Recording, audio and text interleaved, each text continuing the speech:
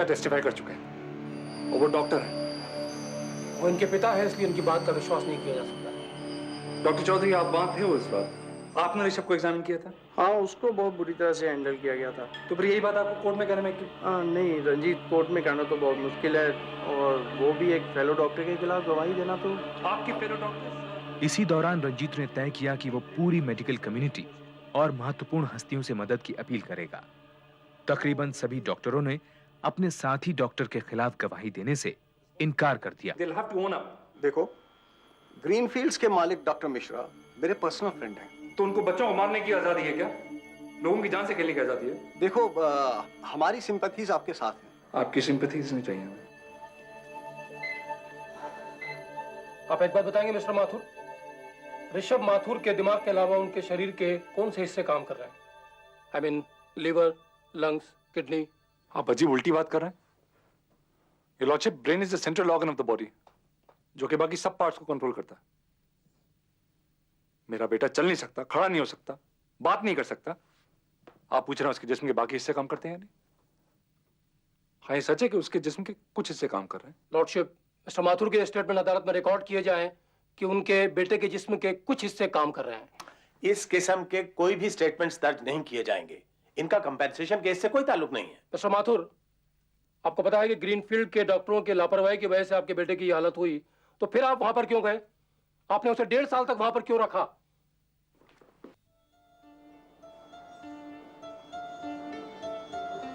Doctor Anand ने साफ साफ मना कर दिया है कि ऋषभ को और आईसीयू में नहीं कर सकते। बहुत से पेशेंट्स समझ में नहीं आ रहे थे। सर, मुझे लगता है इस बच्चे को वापस ग्रीनफील्ड्स ले चलते हैं। पेरेंट्स को भी लगेगा कि हमने इस बच्चे की देखभाल की आखिरी साल।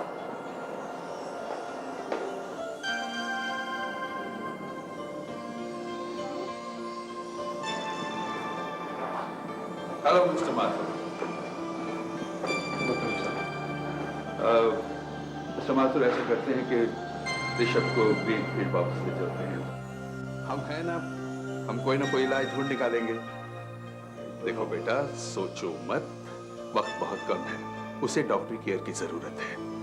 हम उसे वहीं रखेंगे, चाहे उसे सारी उम्र वहीं क्यों ना रहना पड़े।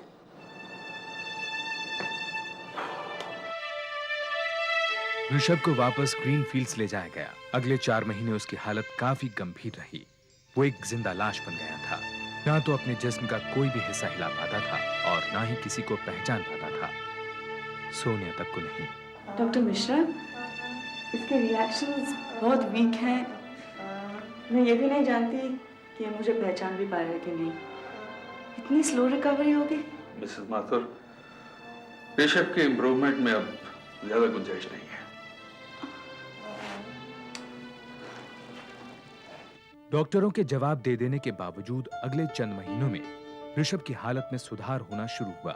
बहुत मामूली सा ही सही, पर शुरू हुआ। आहिस्ता आहिस्ता उसके सपोर्ट सिस्टम हटा दिए गए। रंजीत वापस काम पर जाने लगा। सोनिया हॉस्पिटल में पूरे वक्त ऋषभ के साथ रहती थी। ओह सिस्टर, सुसु कर दी फिर से। आज तो चेंज करेंगे ना स्पंज के बाद शीट सिस्टर। ऐसा कैसे हो सकती है? हर 2-2 घंटे में शीट नहीं चेंज कर सकती। ऋषि बाबा आप भी करते हैं? हाँ सिस्टर, आपको पता है इसकी क्या हालत है? ये 2 महीने के बच्चे जैसे, इसके होश भी नहीं है और गंदे में पड़ा रहेगा फिर से।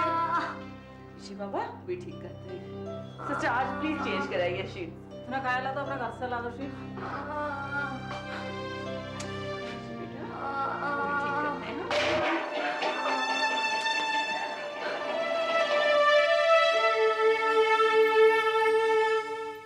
डॉक्टर मिश्रा, आपसे 1 मिनट बात करनी है।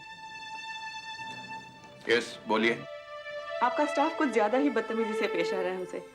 मैंने ऋषभ के शीट्स चेंज करने को कहा और सिस्टर ने मना कर दिया।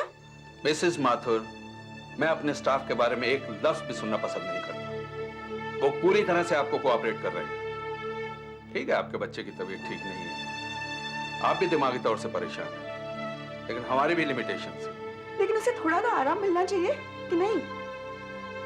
और एक बात आप मिसेस माथुर मान क्यों नहीं लेती कि अब ऋषभ के लिए कोई कुछ नहीं कर सकता, ना आप ना हम।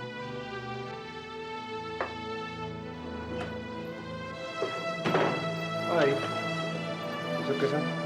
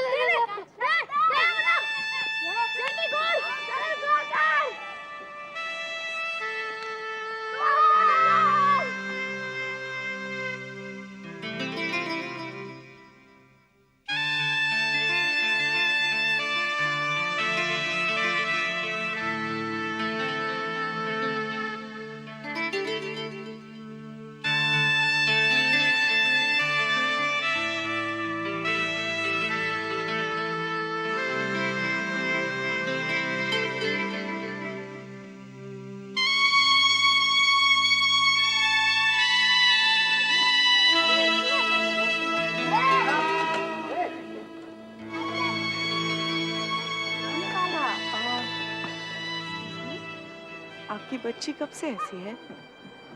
मुझे गलत मत समझिए। मेरा बेटा 1 साल से हॉस्पिटल में पड़ा हुआ है। वो चल नहीं सकता, बोल नहीं सकता, अपने आप खाना नहीं खा सकता, कुछ नहीं कर सकता।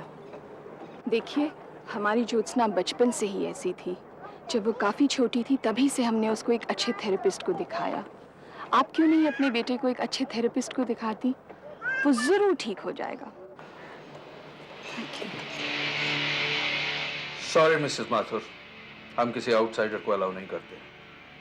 अगर ट्रीटमेंट में कुछ गलती हो गई तो बदनामी तो हमारी होगी। मगर ऋषभ के लिए वक्त बीतने के साथ साथ अस्पताल वालों का व्यवहार उनके साथ बहुत बेरुखा और अपमानजनक होता जा रहा था। रंजीत और सोनिया ने महसूस किया कि डॉक्टर मिश्रा आहिस्ता आहिस्ता सारी सुविधाएं हटाते जा रहे थे। ऋषभ को अस्पताल में रहते 1.5 साल बीत चुका था।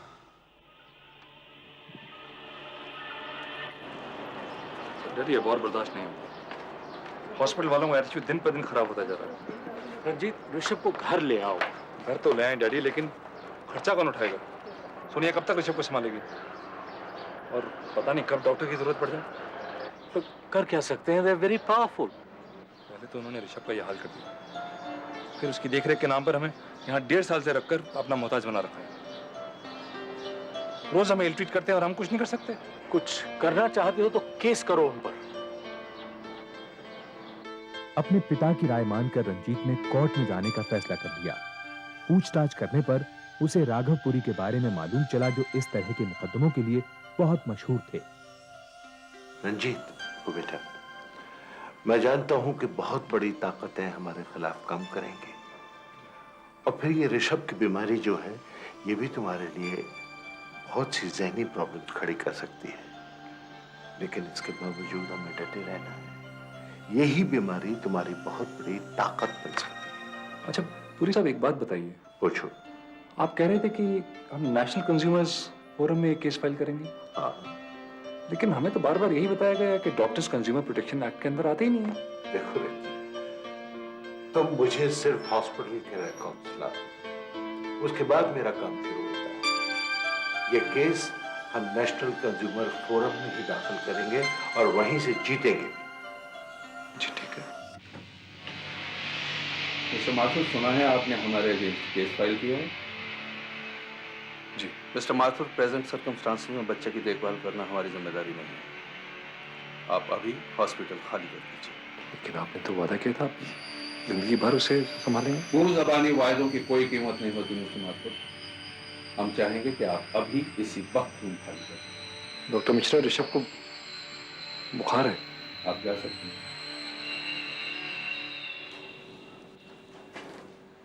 कितना है सिस्टर? 102। ठीक हो जाएगा ना? अभी हॉस्पिटल खाली करना है। क्या?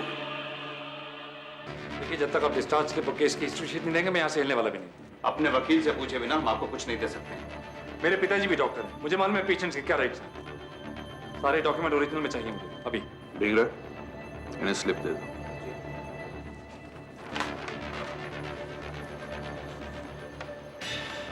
इसमें बुखार का कुछ मेंशन नहीं है। देखिए, आपको स्लिप चाहिए थी, हमने स्लिप दे दी है।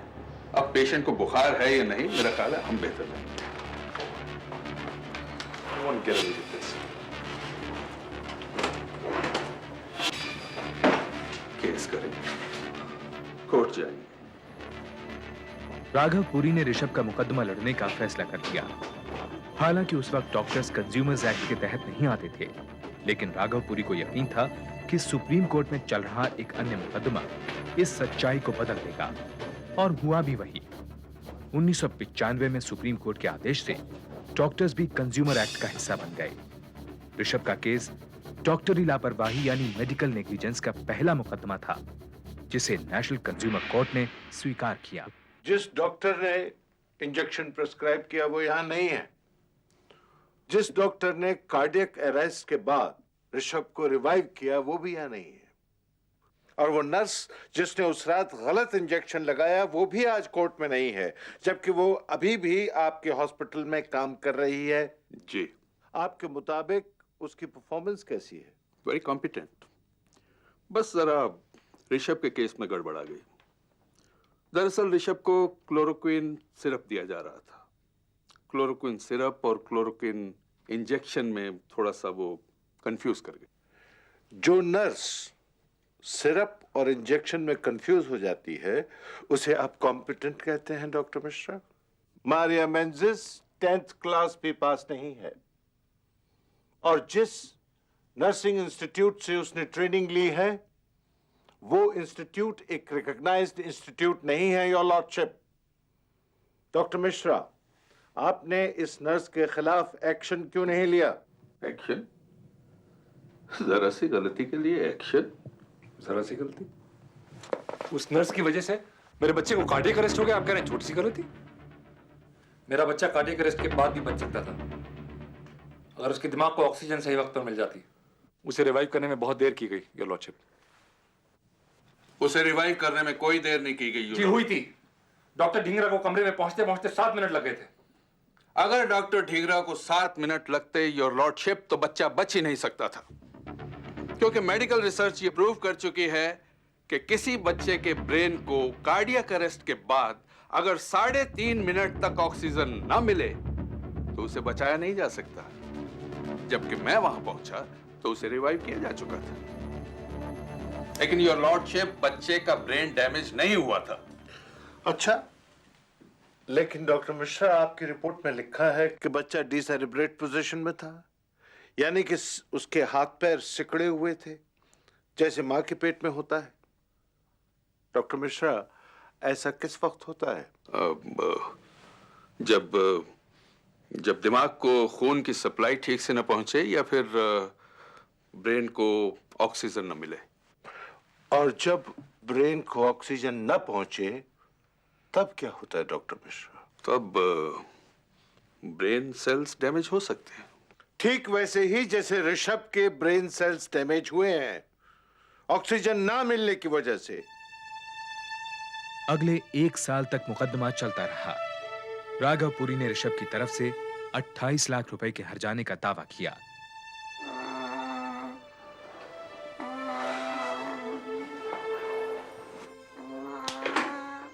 ऋषभ की जिंदगी का अब कोई भी क्रम नहीं था।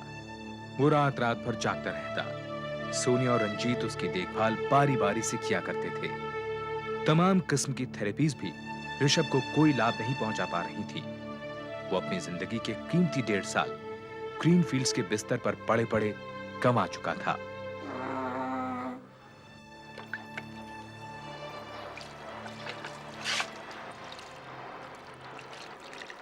ऋषि, पौधा देख रहे हो?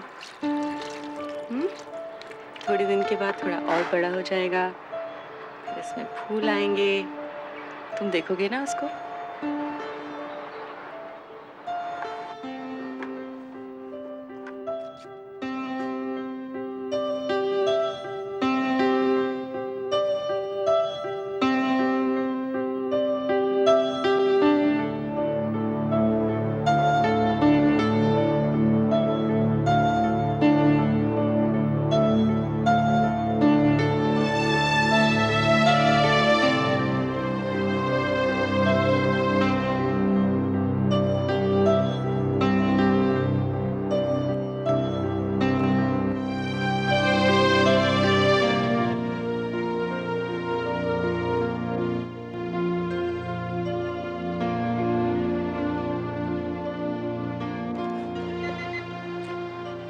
हेलो हेलो डॉक्टर, मैं सोनिया बोल रही हूँ। हाँ मिसेस माथुर, ऋषि मुस्कुराया नहीं। अब मेरी बात तो सुनिए। आई सॉ हिम कलर से।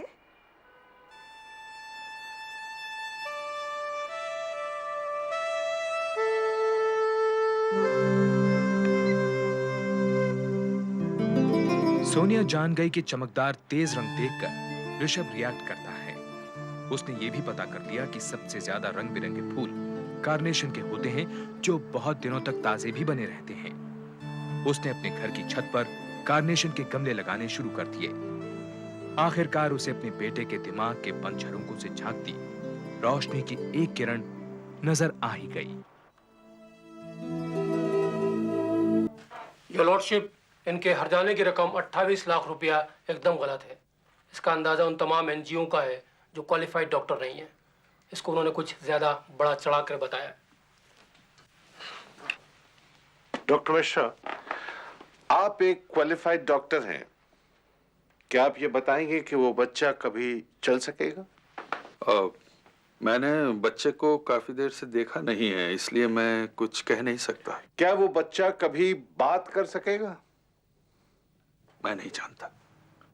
डॉक्टर मिश्रा, ऋषभ अभी सिर्फ 12 साल का है। उसके सामने उसकी पूरी जिंदगी पड़ी हुई है। आप अदालत को साफ साफ ये बताइए कि क्या वो बच्चा कभी नॉर्मल हो सकेगा, आत्मनिर्भर हो सकेगा? यकीनन। आपका यकीन बेबुनियाद है। वो बच्चा अब कभी बात नहीं कर सकेगा, कभी चल नहीं सकेगा, कभी नॉर्मल नहीं हो सकेगा। योर लॉर्डशिप, वो बच्चा एक जिंदा लाश है। फिर भी वकील साहब फरमाते हैं कि ये फिगर अनरियलिस्टिक है। आई थिंक ऐसे बच्चे को विकलांग केंद्र भेज देना चाहिए। एक जिंदा लाश पर इतने पैसे खर्चे करना बिल्कुल बेमतलब है। तो मिस्टर पुरी, आज तक अदालत में एक भी ऐसा डॉक्टर पेश नहीं कर पाए हैं तो 3 अप्रैल 1993 की रात को हुई घटना की तस्दीक कर सकें। मेरे पिता टेस्टिफाई कर चुके हैं और वो डॉक्टर हैं।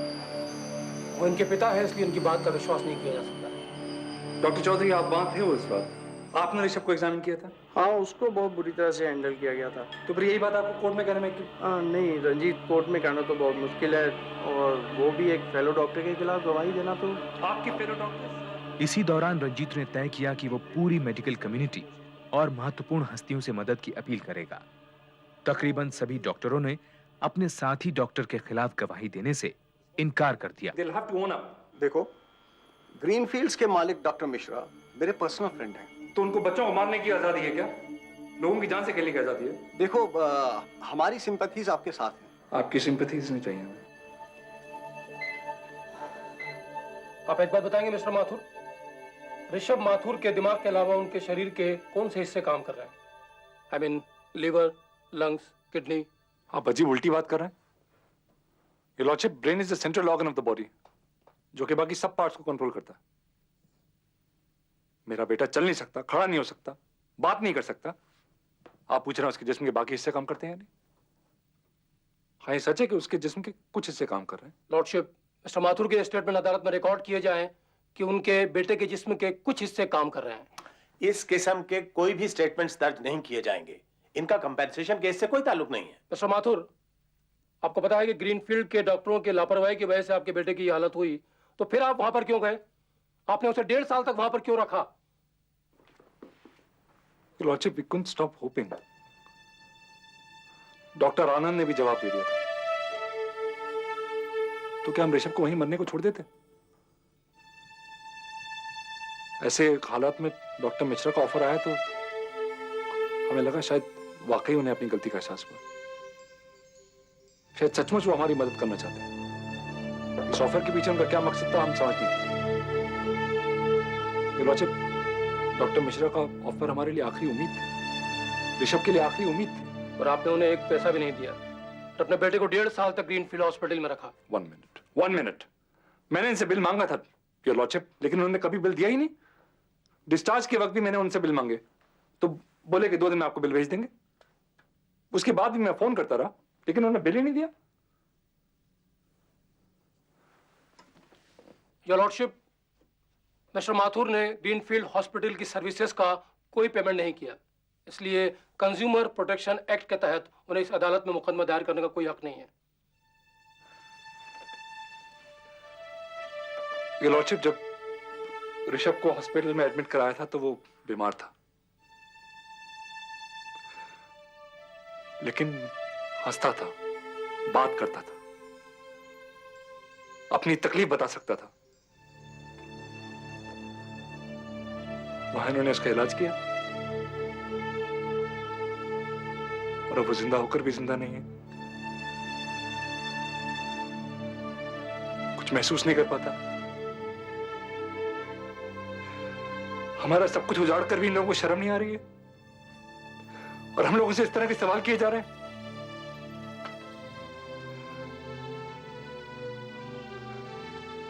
ये लॉर्डशिप, ये लोग सिर्फ अपनी गलती पर पर्दा डालने की कोशिश कर रहे हैं।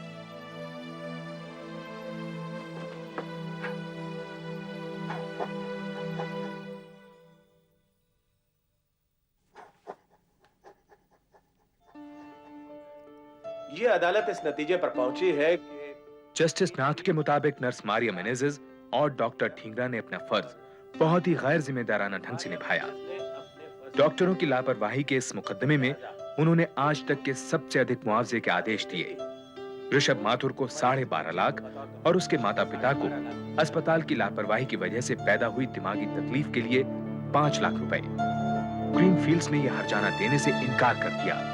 करना क्या है, बस इस फैसले के खिलाफ सुप्रीम कोर्ट में अपील करेंगे। सुप्रीम कोर्ट ने फैसला दिया कि अगर किसी बच्चे का इलाज अस्पताल में हो रहा हो तो उसके साथ उसके माँ बाप भी कंज्यूमर माने जाएंगे। एक तरह से यह फैसला पूरी मेडिकल कम्युनिटी के लिए एक संदेश था कि डॉक्टर मरीज के संबंधों में डॉक्टरों को अपनी सुपीरियरिटी का नाजायज फायदा नहीं उठाना चाहिए। सुप्रीम कोर्ट ने ऋषभ और उसके माता पिता को हर्जाना दिए जाने के कंज्यूमर कोर्ट के फैसले को बरकरार रखा।